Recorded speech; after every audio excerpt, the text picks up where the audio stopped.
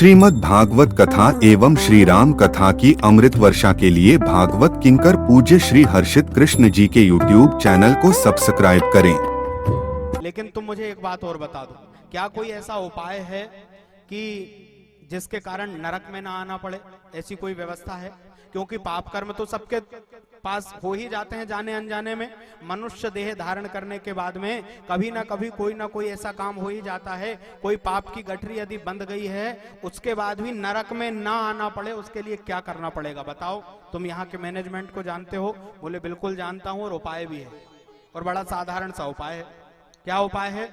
बोले पंडित जी, यमराज का बिल्कुल लिखित आदेश है हमारे पास कि किसको लेकर के नहीं आना है। जिवहान भक्ति भगवद गुण नाम ध्येयम चेतश्च स्मरति तच्चरणारविंदम। उसको लाना जिसकी जिह्वा भगवान का नाम नहीं लेती। जिह्वा न वक्ति भगवत गुण नाम ध्येयम। जिसका मस्तक भगवान के सामने, संत के सामने, ब्राह्मणों के सामने नहीं झुकता, उसको नरक में लेके आना। जो देवालयों में नहीं जाता, सत्कार नहीं करता देवताओं का, उसको लेकर के आना।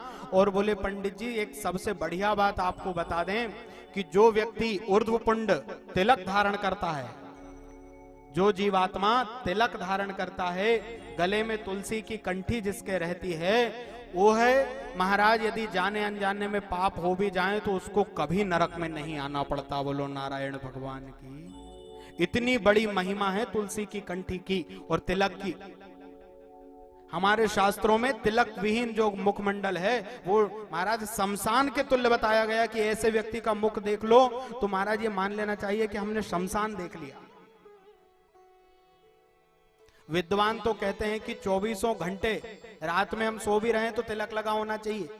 किसी ने भ्रांति फैला दी कि रात में तिलक लगा के नहीं सोते महाराज। रात में ही मर गए, यदि शरीर छोड़ना पड़ गया तो फिर